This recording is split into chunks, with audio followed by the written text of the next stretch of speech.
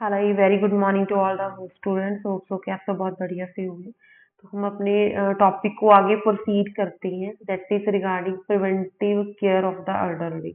You know, everyone knows के जो Elder as है उसमें लाइक हमारा जो बॉडी का सिस्टम है, कहीं ना कहीं पे जाकर उसको प्रॉब्लम तो आती है। ठीक है, तो उस बिहाफ पे मतलब हमारी जो बॉडी के सिस्टम है उसमें कहीं पे वो फंक्शनली मतलब जैसे उनका काम करने का तरीका है या कुछ उसमें और इंटरनल प्रॉब्लम्स आएंगी ही आएंगी। तो ये सभी डिपेंड करता है हमारे न्यूट्रिशन पे, हमारे लाइफस्टाइल पे। तो ये सब चीजें यहाँ पे बहुत मैंडेटरी हैं कि लाइक कैसा जो सीन है हमारी बॉडी का, हमने कैसे उसको जो है अच्छे से मेंटेन करके रखा हुआ है। तो जो प्रिवेंशन है वो बहुत इफेक्ट करती है हमारी जो लाइफ है, उसकी लॉन्गेविटी को जो है बढ़ाती है। ठीक है, हमारा जो लाइफ स्पैन है उसको बढ़ाती है। The elderly are prone to get many diseases as we have seen earlier due to changes in the physical, physiological, ठीक है, and sociological condition। हमें बहुत सी प्रॉब्लम्स हो सकती हैं, जैसे सोशली अगर हम रहते हैं इस समाज में, ठीक है, हमारी बॉडी में कोई इंटरनल प्रॉब्लम्स आ सकती हैं। Here there can be a no denying of the importance of preventing measures। तो हमने इस चीज में बिल्कुल भी देरी नहीं करनी है, हमें ध्यान रखना है हमने क्या खाना है, किस समय पे सोना है। तो यहाँ पे ये चीज है जो बहुत अनिवार्य है। न्यूट्रिशन जो है हमारा वो एडिक्वेट होना चाहिए, जिसमें सभी जो है हमारा प्रोटीन हो गया, विटामिन हो गया, एलिमेंट्स हो गए जो हमारे ट्रेस अमाउंट में कैल्शियम, मैग्नीशियम, मिनरल्स, कार्बोहाइड्रेट्स, ये हमें जो है सफिशिएंट अमाउंट में हमारी बॉडी को जो है इनका पर्टिकुलर कैलोरीज उनके साथ मिलनी चाहिए बॉडी को। हमारी जो डाइजेस्टिव कैपेसिटी है वो जैसे जैसे उम्र अपनी हमारी बढ़ती है वो भी हमें पता है कि वो कम होती जाती है, कि बॉडी के हिसाब के साथ एज के अकॉर्डिंग हमें कौन सा फूड कैसे खाना है, क्या उसके रूल्स हैं, ठीक है, क्या रेगुलेशन है, ये सब चीज़ों का ध्यान रखना पड़ता है। तो ये बहुत ज़रूरी है। डेंटल जो चेकअप है ये भी हमारा जो 65 अब की एज है वहाँ पे आके जो हमारे टीथ हैं उनको प्रॉब्लम आती है, लॉस कंडीशन हो जाती है। ठीक है, तो खाने में चबाने में दिक्कत आती है वेजिटेबल्स को, फूड में।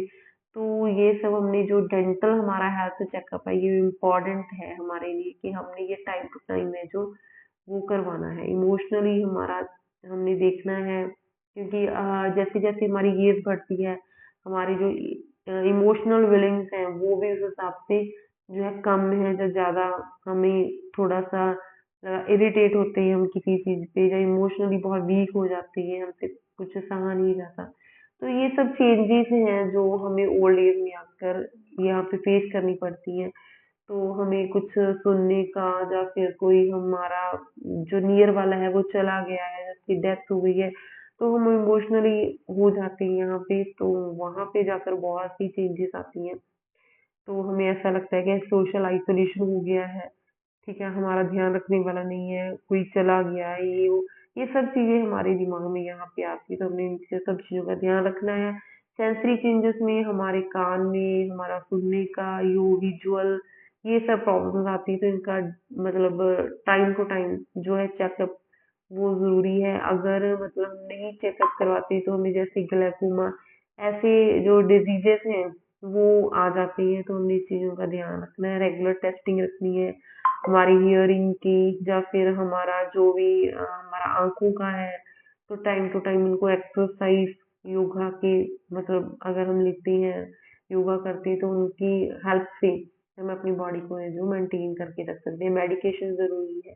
ओवरडोज करते हैं किसी चीज का, कोई ड्रग्स ले रहा है अंडर, तो ठीक है, उसके कारण हमें पता है कि हमें प्रॉब्लम आएगी, तो हमें किसी अच्छे कंसल्ट के डॉक्टर के साथ कंसल्ट करना चाहिए। कुछ अच्छा फिजिशियन हो उनके साथ देखना मतलब दिखाना चाहिए चेकअप चेकअप के लिए।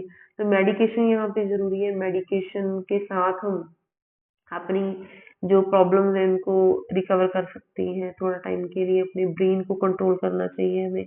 ठीक है, तो यहाँ पे ये सब चीजें हैं जो हमें देखनी है, ध्यान रखनी है, प्रोटेक्शन करनी है। स्पेसिफिक डिजीजेस हो गया, हमें हार्ट की प्रॉब्लम तो नहीं है कोई, ठीक है, हाइपरटेंशन हो गया या glaucoma, diabetes, anaemia, fever, hearing का डिसऑर्डर, पेप्समियर, कुछ ऐसे एड्स या कुछ समथिंग ऐसे डिजीजेस तो नहीं है। तो ये सब चीजें हैं जो हमने यहाँ पे टाइम टू टाइम, मतलब अगर हम देखें कि 1 साल में 2 बार हमारा चेकअप हो जाए, या 2 साल में हो जाए, 3 साल में हो जाए, तो हमने ये अपना बॉडी का हेल्थ चेकअप है जो वो यहाँ पे करवाना है टाइम टू टाइम। तो women should be advise to detect cancer, उनको अपना जैसे लाइक आफ्टर 50 तो ब्रेस्ट कैंसर की प्रॉब्लम हो जाती है, ब्लड की हो सकती है, हमारी इंटेस्टाइन में, ईसोफेगस में, स्टमक में, ब्लैडर में, हमारी जो प्रोस्टेट ग्लैंड है बॉडी के अंदर, सर्विक्स, लंग्स। तो ये सब चीजों का हमने जो है टाइम टू टाइम जो है चेकअप ये करवाते रहना है। तो यहाँ पे बहुत हमारी ये बहुत बड़ी रिस्पॉन्सिबिलिटी बन जाती है कि अगर हम नॉर्मल लेवल पे हैं हमारी एज में, तो एल्डर का ध्यान रखना हमारी यहाँ पे रिस्पॉन्सिबिलिटी बन जाती है। अगर हम फैमिली और एल्डरली उनको कंपेयर करें, तो फैमिली को जो है अपने एल्डर्स को टाइम देना चाहिए, ठीक है। उनको इंडिपेंडेंस देनी चाहिए, ठीक है। वो घूम सकते हैं, आज़ादी से कहीं भी जा सकते हैं। तो कॉम इन्वायरमेंट उनके लिए चाहिए, ठीक है। सोशलाइजेशन ज़रूरी है, कोई यार है, दोस्त है, जिनके साथ बैठ के वो अपनी फीलिंग्स को शेयर कर सकता है, बच्चों के साथ बैठ सकता है, खेल सकता है। तो इस तरीके से वो जो अपने इंटरनली उसके अंदर छिपे हुए कुछ भी किसी भी तरीके के इमोशनल पॉइंट्स हैं, वो बाहर आ सकते हैं, तो जिस हिसाब से अपनी बॉडी को जो है कंफर्ट फील करवा सकता है। तो ये जी इसके साथ जैसे जैसे हमारी एज बढ़ती है, तो यहाँ पे ये बहुत ज़रूरी है कि हमें इस चीज़ का ध्यान रखना है, ठीक है। तो राइट्स ज़रूरी हैं, एल्डर्स के भी अलग राइट्स हैं, जैसे हमारी राइट्स हैं बच्चों के हैं, या फिर हमारे खाने के हैं, या हमारे रोजगार के हैं, ठीक है, हमारी जॉब के, उसी तरीके से एल्डरली जो है राइट्स हैं हमारे। तो इन चीज़ों में जो है हमने मतलब पूरा पार्टिसिपेट करना है, ध्यान रखना है, इंडिपेंडेंस देनी है उनको घूमने के लिए, वाटर, शेल्टर, फूड, क्लोथिंग, ये सब जो है फैमिली की सपोर्ट के साथ उनको प्रोवाइड करना चाहिए टाइम टू टाइम, ठीक है। केयर होना चाहिए उनका, सेल्फ फुलफिलमेंट, उनको अपॉर्चुनिटी देनी चाहिए, they have access to the educational, culture, spiritual, अगर किसी चीज़ में अगर वो पार्टिसिपेट करते हैं, रिक्रिएशन में करते हैं, डिग्निटी ज़रूरी है, उनका समाज में सम्मान होना ज़रूरी है, ठीक है।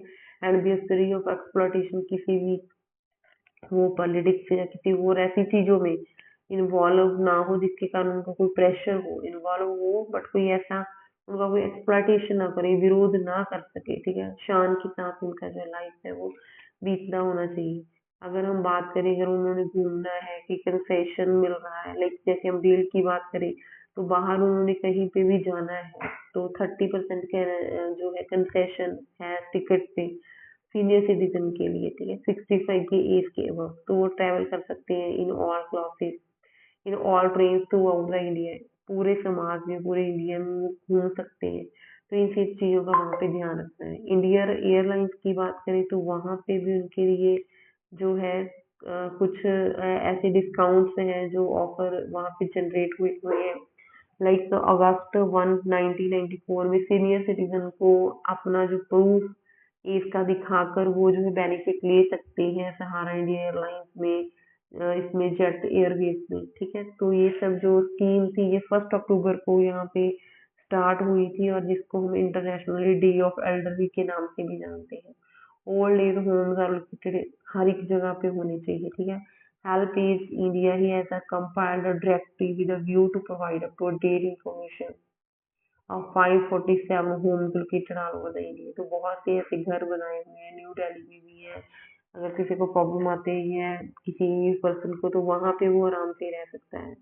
तो role of a health worker in the care of the family with elder, अगर हम बात करें यहाँ पे अभी फाइनली कि हमारा एज अ नैनी, अगर हम हेल्थ वर्कर की जॉब पे जा रही हैं, तो हम कैसे फैमिली की या एल्डरली की केयर कर सकते हैं। तो ये हेल्थ वर्कर होता है, ये बहुत इंपॉर्टेंट रोल प्ले करता है and the development in the implementation of the promoting and protective health behaviors in the family।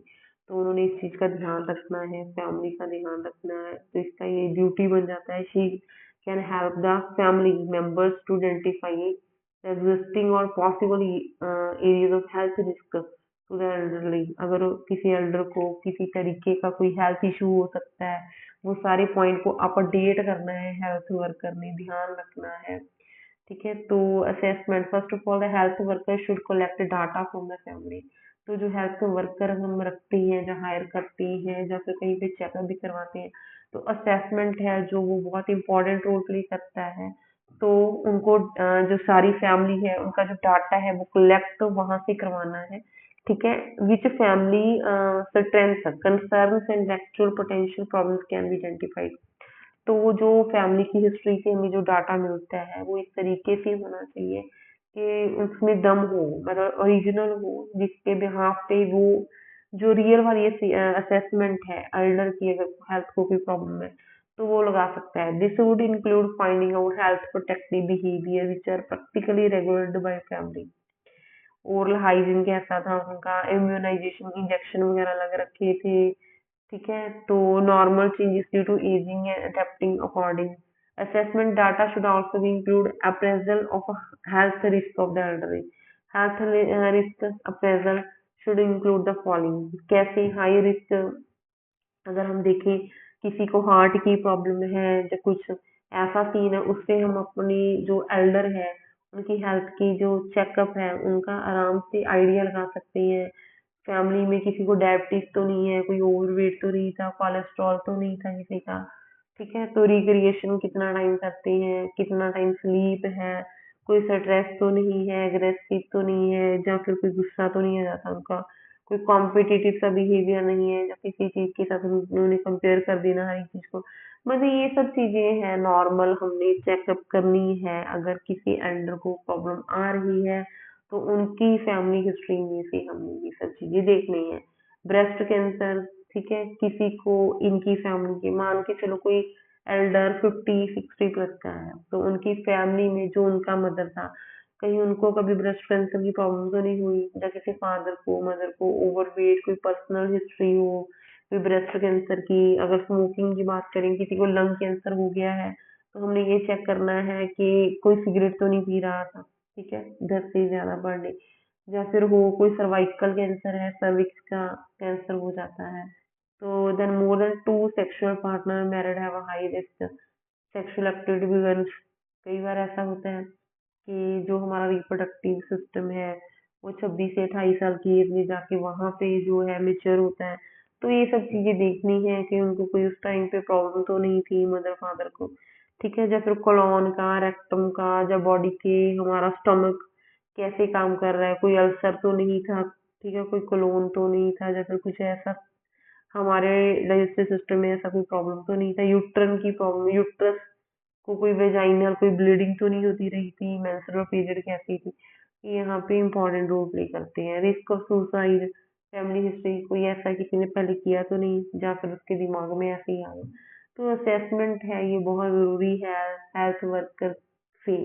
अगर वो इस तरीके का कर पाता है तो हम अच्छे से उसको रिकवर कर सकते हैं, उसको बीमारियों से बचा सकते हैं। तो लाइफस्टाइल हमारा है जो वो हेल्दी होना चाहिए, ईटिंग एक्सरसाइज पैटर्न हमारा अच्छा होना चाहिए, स्लीप पैटर्न अच्छा होना चाहिए।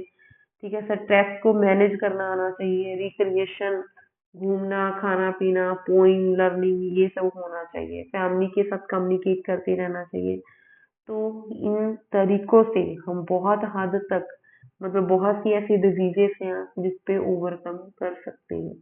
तो यूज ऑफ मेडिकेशन हमने ध्यान रखना है, मेडिकेट करना है, हमें बॉडी को आराम देना है। तो इस तरीके से immunisation, injection time to time, cancer का तो चलो नहीं है कोई लगा के चलो कि हमने इम्यूनाइज करना है अपनी बॉडी को, हर बीमारी से बचा कर रखना है, डायबिटीज को चेक करवाते रहना है, हाइपरटेंशन, ग्लाइकोमा, या फिर एड्स, पेप्समीयर, कोई ऐसे टेस्ट वगैरह है जो वो हमें टाइम टू टाइम है जो करवाते रहने चाहिए। तो अगर हमने एल्डरली अपनी बॉडी को इन सब चीजों से बचाना है तो हमारा यहाँ पे जरूरी है उनकी प्री असेसमेंट है जो बॉडी की, वो हमने करवानी ही करवानी है। तो इसी के साथ हमारा ये टॉपिक यहाँ पे रिकवर होता है। तो नेक्स्ट जो है हम जो अलग से नेक्स्ट टॉपिक के साथ आपको इस क्लास में दोबारा मिलते हैं। Thank you.